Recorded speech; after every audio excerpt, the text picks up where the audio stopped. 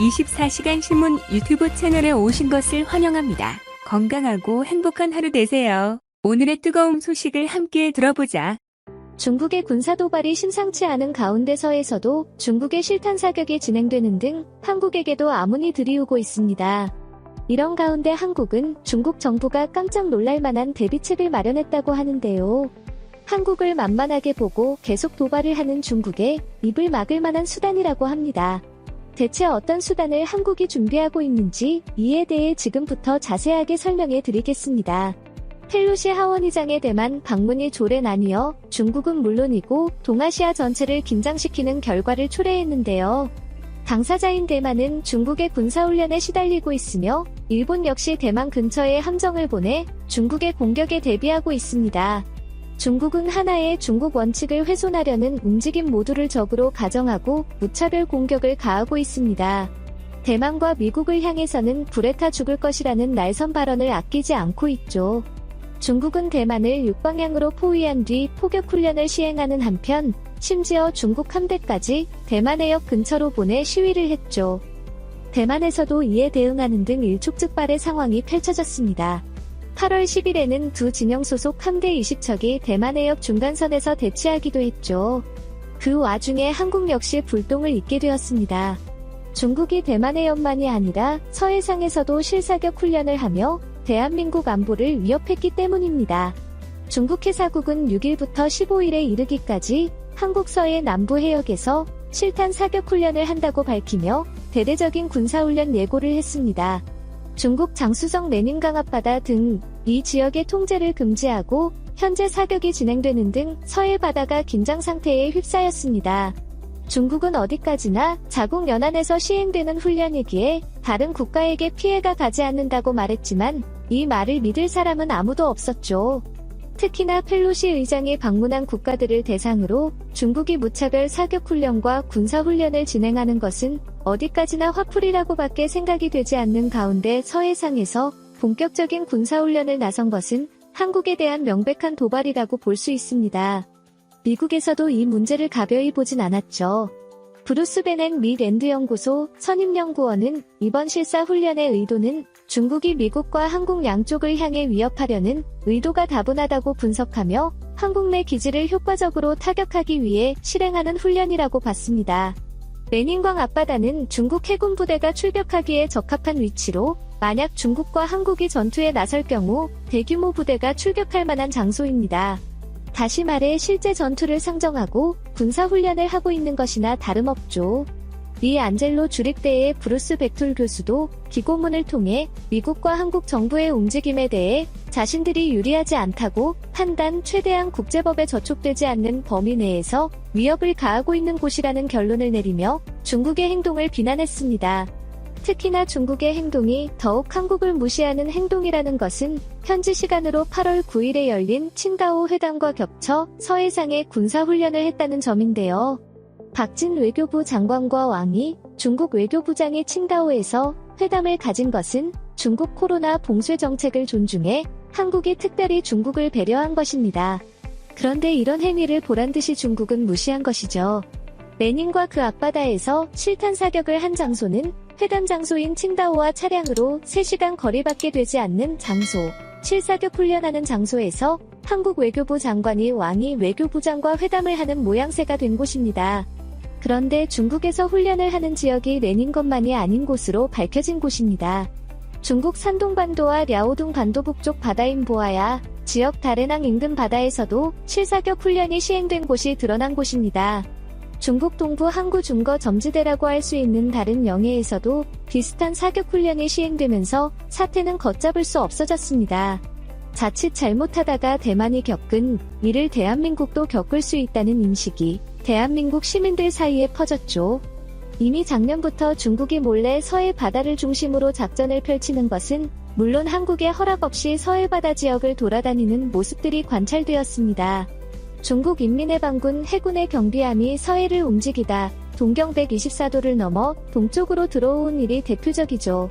작년 1월에 벌어졌던 일로 1년밖에 지나지 않는 일이었습니다. 동경 124도는 자신들의 해상 작전구역 경계선이라며 일방적으로 그어놓은 선으로 한국과 어떤 합의도 없는 구역도 과감하게 백령도에서 40km 떨어진 해역까지 경비함이 진출했죠. 서해 북방 한계선을 지키던 전투함 한 척을 급하게 파괴한 중국 경비함 감시에 나섰자 중국 경비함은 잠시 멈추더니 이내 한국전부터 함을 보고는 도망쳤습니다. 백령도 40m 지역은 공식적으로 공해 지역이기 때문에 중국 항구 모두 이동할 수 있는 공간이지만 사전에 이 지역에 들어올 때는 상대 국가의 허가와 양해를 구한 뒤에 들어와야 하는 것이 기본적인 매너입니다. 그러나 중국은 단 한 번도 이런 매너를 지킨 적이 없었죠. 백령도 앞까지 진출했음에도 불구하고 뻔뻔하게 자신들은 어떠한 잘못이 없다고 우기는 것도 한두 번이 아니었습니다. 중국 해군의 위왕급 잠수함이 동경 124도 사이의 해역에서 물 밖으로 나와 항의하는 장면도 한국 해군에 의해 포착될 정도로 과감한 것을 넘어서 뻔뻔한 태도를 여러 번 보였습니다. 심지어 한중 잠정 조치 지역에 한국 정부 몰래 석유 시추물을 설치하다가 발각되는 사례까지 발견되면서 국민들의 공분을 샀죠. 국가안전보장회의를 통해 중국의 설치 음모를 강력하게 왕이 중국 정부가 구조물을 치우는 것으로 일단락을 맺었지만 발견하지 못했다면 중국 정부는 그대로 시추 우물 건설을 강행했을 것입니다. 이런 가운데 실탄 사격까지 감행한 것은 지나친 행동이었죠. 자국 연안에서 발사한 것이라고 하지만 명백한 조개를 드러낸 행위.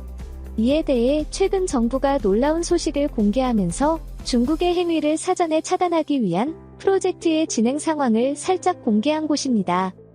서해 독도라 불리는 경렬비열도를 군사기지로 바꾸고 여기에 해군의 배치에 앞으로 중국의 도발이 있을 때마다 해군을 추격, 중국에게 확실한 실력 행사를 하겠다고 정부가 정보를 살짝 흘린 것이죠. 이는 최근 경렬비열도가 국가관리 연안항이 되면서 알려졌는데요. 충남도가 연구 용역을 추진한 이후 6년 만에 연안항으로 지정된 곳입니다. 무인도나 낚시하는 사람들 외에 자주 찾지 않는 이곳에 영해관리와 선박 피항을 주목적으로 사용할 수 있게 된 것이죠. 항만이 조성되면 해양경찰 경비함정과 국가어업 지도선 등 주요 함선이 이곳에 정박해 임무를 수행할 수 있어 재빠르게 중국 함선 퇴치 작업에 들어갈 수 있는데요. 이 연안 한 지정과 관련해 정부에서 연안항 외에도 의해군 군사기지를 지어 전략적으로 서해를 관리하기 위한 공간을 조성할 것이라는 계획이 언론을 통해 외부에 알려진 것입니다. 경렬 별도의 군사기지가 세워지고 향후 한국형 경항구가 만들어지고 이곳의 경우 항모를 배치한다면 중국에게 상당한 위협을 끼칠 수 있다는 점에서 위협적인 장소인데요. 인공섬 확장 계획까지 더해 경렬비열도는 서해를 지키는 수호기지의 책무를 다할 수 있는 장소로 바뀐다고 하죠. 중국도 서해에 위치한 경렬별도의 가치를 이미 알고 있는데요. 과거 조선족을 없애요. 세워 25건의 경렬비열도를 중국도 지정학적 가치를 눈치채고 손에 넣으려 했던 곳입니다. 중국 입장에서도 이 지역은 반드시 중국의 영향력 아래에 있어야 하는 곳. 그러나 이를 눈치챈 한국에서 이 지역 개발에 나선 것입니다. 올해 연안항을 지정해 항만 기초시설과 물자들을 도입하고 향후 개발할 군사기지 물품까지 취. 이후 이 지역에 매립물을 설치한 뒤 군사기지로 활용해 중국을 압박할 수단으로 만든다는 것이 이 정부의 청사진입니다. 문재인 정부 시기 때부터 초안이 작성. 이를 수입하기 위해 정부에서 별도 프로젝트를 꾸리고 있는 것으로 알려졌는데요. 한국형 경항모 사업과 더불어 한국은 조용히 수면 아래에서 중국을 압박하기 위한 카드를 확보하고 있습니다. 중국은 이 소식에 즉각 반발하며 한국 때문에 군비 경쟁이 가속화될 것이라며 되레 한국을 비난했습니다. 게다가 한국에 대해 중국은 망언을 뱉으며 국민들의 공분을 샀죠. 왕은 및 중국 외교부 대변인은 사드에 대한 중국 정부의 입장을 묻는 한국 기자에게 3월 이란을 얘기한 것이 문제였습니다. 대외적으로 사드 문제와 관련해 한국 정부가 사드를 추가하지 않고 미국의 MD 시스템 도입을 거부한 미 군사동맹을 참가하지 않는 것은 물론 사드 운용 제한까지 약속해 산불 일원을 중국에게 지난 정권 때 약속한 것으로 알고 있다는 발언을 한 것인데요. 지금 정권에서도 그의 약속은 유효하다고 말하며 이를 지키지 않을 경우 중국에서도 가만히 있지 않을 것이라 선언한 것이 화근이었죠. 뻔뻔한 중국의 태도에 한국은 그런 일이 없다고 맞대응하며 중국의 망언을 되받아치는 등 강경한 모습을 보였는데요. 딸만 그렇게 그치는 것이 아니라 중국의 공격을 상정해 대응까지 준비하는 등 경렬별도 군사기지와 작업을 서두르고 있습니다. 또한 제러미 퀸 영국 국방부 획득차관과 친범 차기 국방부 차관이 최근 양자회담을 통해 방산 및 국방, 과학기술 분야 협력을 논의했는데요. 이 자리에서 한국은 경항모 사업과 관련해 협력은 물론이고 서해에 생길 군사기지에 대한 이야기도 논의를 했다고 합니다. 중국의 오만에 꺾일 준비를 착착 진행 중에 있는 것이죠. 경항모까지 결합된 서해에 강력한 군사기지를 준비 중인 대한민국. 중국의 도발에 의연하게 대처하는 한국의 모습에 박수를 보내며 서해 군사기지가 완성되어 더 이상 중국이 협박을 할 수 없는 날이 한국에게 조만간 다가오게 기원해 보겠습니다. 쓰여주셔서 감사합니다.